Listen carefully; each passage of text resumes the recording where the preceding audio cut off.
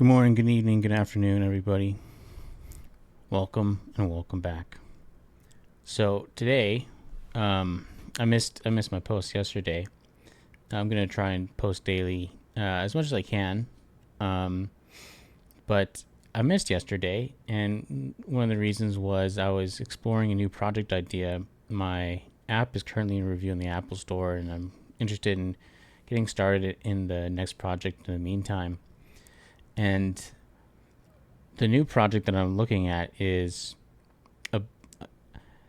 something called Novelscape. I'll describe how it works as I'm going along, but I just wanted to give you an update on what are the kinds of things that I was playing with. And basically, I knew I wanted to play with AI generation. So I started to explore the space, and right away, Stable Diffusion is the answer for image generation. But for what I want to do, the commercial projects and products, out there right now, things like Midjourney, Civet AI, among others. There's a myriad of options. Grok, OpenAI, they all generate images, but there are so many restrictions that they kind of lose a lot of use case afterwards, because you just get blocked all the time. Like, oh, sorry, I can't generate that. Oh, sorry, I can't generate that.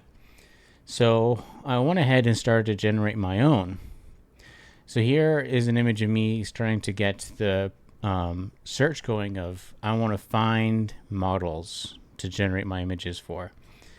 And this was the first implementation of the project. I had ChatGPT help me build this, and it worked pretty well. So I was just loading models up, and then the next thing that happened was not only was I able to search for models, but also add LoRa's on top of them. So a LoRa is basically like, so you have your model, also known as a checkpoint, and then so that it will in general draw in a certain style. But then what a LoRa does is it just manipulates the overall progression of that image being drawn in a way that it's consistent. And so you can just program these consistencies. So in this case, the LoRa that I selected was Hermione Granger. So this Pony Diffusion, I just picked the top model basically. And the top model looks like better than everything else. So awesome. And then my project's a book project. So the book I'm starting to focus on is Harry Potter. And so I just searched up Harry Potter. Hermione Granger came up first. So with this model, I added this LoRa and requested an image of a witch casting a spell. And this is what it generated. So I I was really impressed. It was really cool. And like I'm saying, this wouldn't have been possible if I just went over to Midjourney or OpenAI or Grok or any of those other ones, because there would have been a restriction on the content that I can generate. Here, there's no problem rendering Hermione Granger. This is the Hermione Granger that we all know, we all love. Same thing for the Harry Potter character, right? So after that, I kind of upped the UI game a bit and just made it so that when I'm selecting these models, I'll be able to select it in a much friendlier UI. Before, it was just a really plain static list. So now we can select all these characters. And then this is the proof of concept, and this is where I want to highlight what the objective is of this project. So this project's about generating an image for every passage in a book, in a passage being just a small excerpt of text. And I thought this was a good example. So this is just me throwing the raw text into the model without any pre-processing, and there's no LoRa's. So it's actually kind of interesting how it ended up. And this is honestly the best one I could make because it was just so bad. But it's giving me a better idea of what are the limitations of this technology and how do I want to develop this as a product going forward. So basically, I want to be able to read a book. And as I'm reading this book, I want to have some images that are portraying what's currently going on screen um, uh, next to the text. So that, yes, it's great to imagine things in your head, but I mean, it's one of the reasons why comic books are so popular, right? Is because the portrayals and the art are so cool, and I want to get that here. But so it kind of takes novels and turns them into comics, but the format doesn't quite fit as well, right? Because you still have these descriptions of the scenes and whatnot, and I mean, maybe down the road that gets eliminated from the project, but I think that I should keep them in, these descriptions, and just let the book be as it is. But I'm just adding a layer, a visual layer that people can now ingest and hopefully enhance the experience. There's obviously more that can be done to enhance the experience, but like having audio come through, or like having music being played over top, sound effects. If it mentions an explosion and an explosion taking place, that would be awesome. Especially if you can match it to the reading speed, or if it's being read out loud to the moment where the explosion is described. So lots of opportunities here, but I think the easy win is image generation right now. So that's what I'm focused on. So, yeah, this is the best example so far. Just wanted to show off what it's currently looking like. So, like I showed in that tweet that I put out. By the way, follow me on Twitter. I'm gonna be trying to post as much as I can on there as well on progress that I make, and I really am trying to build in public and build it incrementally in a way that it is kind of edutainment, right? So what are the tools I'm using and whatnot, and I'll go more into what I'm using here. So this presents a whole list of the results of models and LoRa's. You can see what kind it is here. LoRa. There should be some. Oh, actually, when I search Harry Potter, there's only one checkpoint. And this one has just an interesting art style. And apparently, I guess this is just a famous creator of art. But anyway, so if I searched up anime, hopefully this doesn't show inappropriate stuff. I'm just gonna search up anime. I don't know if I need to put any filters on here, because it's the great thing about this is it's an open community or open source, so everything from safe for work to not safe for work is here.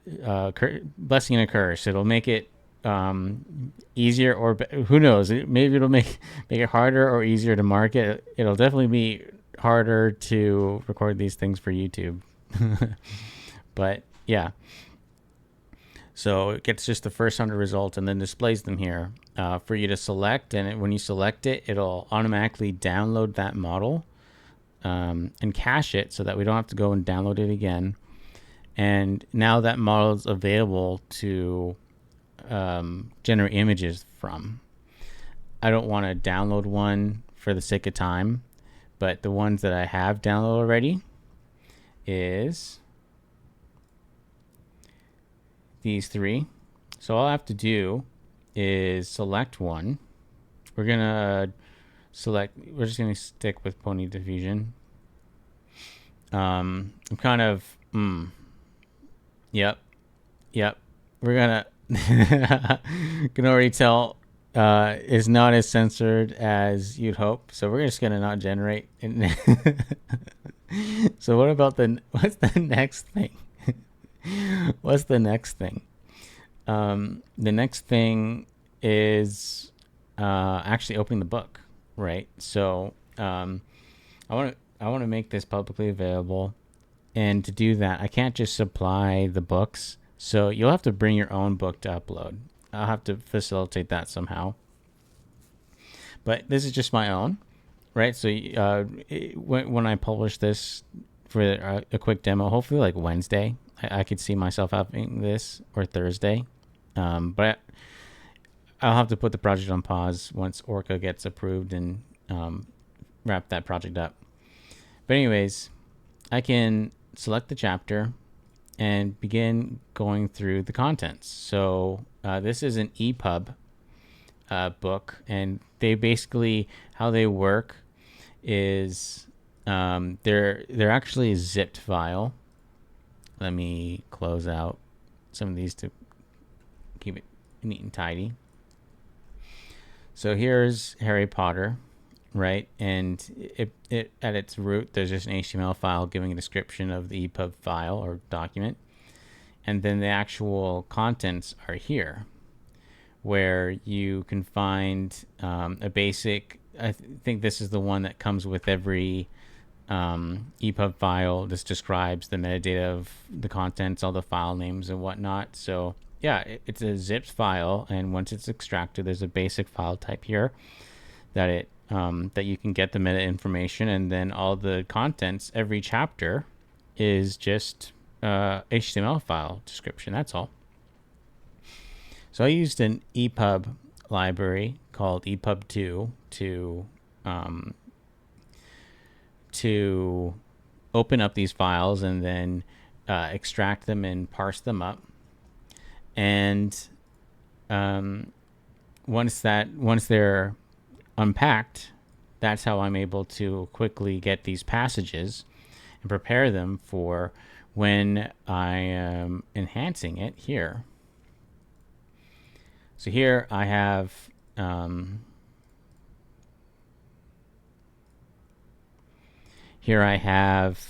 the mixture of the two, the book reader and the model generator, hand in hand. And right now the model generator is trash. And that's fine. I think that's to be expected. The next part is to actually try and, now that I'm able to, it's like, where is this coming from? Now that I'm able to combine them now, I need to go ahead and give it a better prompt than just an empty positive prompt where I just give the text straight up and start to construct the scene elements. So what are the characters in here? What's the scene? So are we in a room, a bedroom, a dining room, a kitchen? Are we outside? Is the castle in the background? There's so many elements that could be there. So so we need to break that down, and that's where the profiles come in. And it's not going to be great. So we've already done great with this MVP, where I'm able to combine them and render horrible images. So we need to go from horrible images to bad images, just a notch higher, and continue to get better, continue to improve. So in this scenario, what's happening? So what I did was I took the contents of the book, and just like how I am going passage by passage for all these texts, let's go here. I sent every one of these passages that I'm hitting next to, and get I store them into a database. They have a unique ID. That way I can continue to reference them. Second, I sent this off to OpenAI's ChatGPT, treat it as an NER, and I'm going to need help reminding myself what an NER is. Hold up.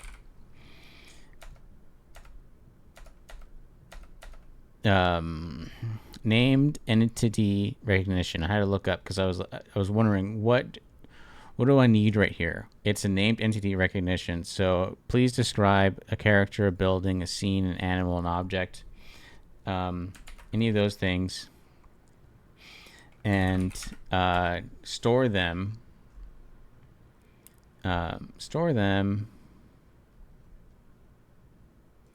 here as a name, a type, and those descriptions, right? So name that entity, give it a type, what type of entity is it, and now give it a description.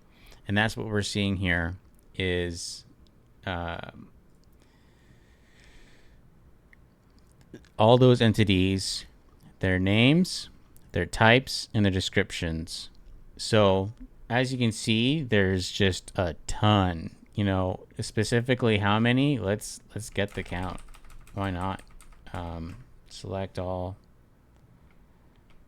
I don't think I need a where. Cool. I'm gonna select all. 1,138 entities for Harry Potter Book 1. And as you can see, I was doing a test there to see, yes, there's overlap for sure. So I need a way to compress all these entities that are actually the same thing. And yeah, so that there aren't duplicates, and also that all the information gets really compressed into one. And those are just aliases, right? I'm sure that he's referred to as Mr. Potter or Potter by the teachers, right? Like, so we're missing that. Let's see it, right?